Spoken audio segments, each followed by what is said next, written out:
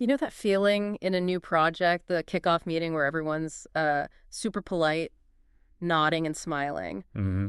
but nobody wants to be the one to ask the dumb question? It feels like a good start, but it's not really real, is it? It's not.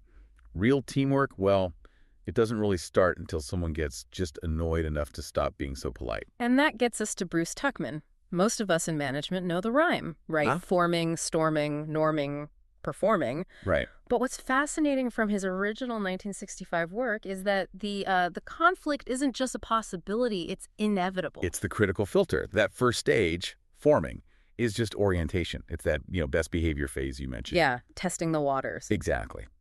But to survive, the group has to hit storming. They have to argue a bit to figure out the real hierarchy, the real rules. And what I thought was interesting from our deep dive, in Tuckman's original data, only about half the groups he studied actually showed this conflict stage. That's a key nuance. A lot of those were lab studies, Right. artificial groups without real stakes. Uh, But in a real-world team, storming is pretty much guaranteed. I mean, if you don't fight a little about how to do the work, you never build the trust to do it well. so assuming the team survives that argument, we get to norming, the dust settles. Hmm. Cohesion starts to build. But isn't there a risk there? That confusion just means everyone's afraid to rock the boat. Oh, a huge risk. Yep. That's the trap of norming, what we call artificial harmony. You're so glad the fighting's over that you stop sharing controversial ideas. And a truly performing team, the fourth stage, they break through that. They do. They can argue without it getting personal, because that underlying trust has been forged in the storming phase. That's the flow state. The team becomes autonomous. But, getting there isn't just about good chemistry. You need the right tools. Well, of course. You want the friction to be intellectual, not Yeah. operational.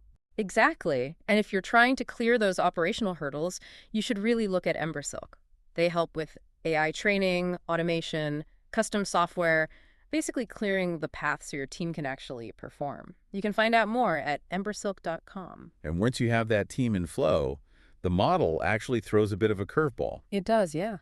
Tuckman went back to his work in 1977 with Mary Ann Jensen and added a fifth stage, adjourning, The breakup. the breakup, or mourning. We forget teams are often temporary. And, acknowledging that end is really crucial for closure. But the big takeaway for me is that this isn't a straight line up a ladder. It's not linear at all. Not at all. You could be performing totally in sync, and then a new manager comes in. And you slide right back down to storming. Instantly. Because the norms are disrupted. You have to renegotiate the entire social contract all over again. So how does a leader manage that? We looked at this nurse leader study, which maps leadership behaviors to each stage. Yeah, it's about matching your style to the team's needs. Informing, you're coordinating. You're very directive. You're picking the team, setting the goals. Mm-hmm. But when they hit storming, you can't just give orders. You have to switch to coaching. You're managing relationships, building trust. And the hardest part. The hardest part is when they hit performing. Your job then is empowering. You have to step back. You have to let them lead. If you keep coordinating a team that's already in flow, you actually become the obstacle. It's a comforting thought, really. It means all that messiness, that friction. It's just part of a predictable process. Yet his friction isn't failure. It's just the sound of a team climbing that ladder. So the next time you're in a heated meeting, don't panic. You're just storming so you can perform. If you enjoyed this deep dive, please subscribe to the show. Hey, leave us a 5-star review if you can. It really does help get the word out. Thanks for tuning in.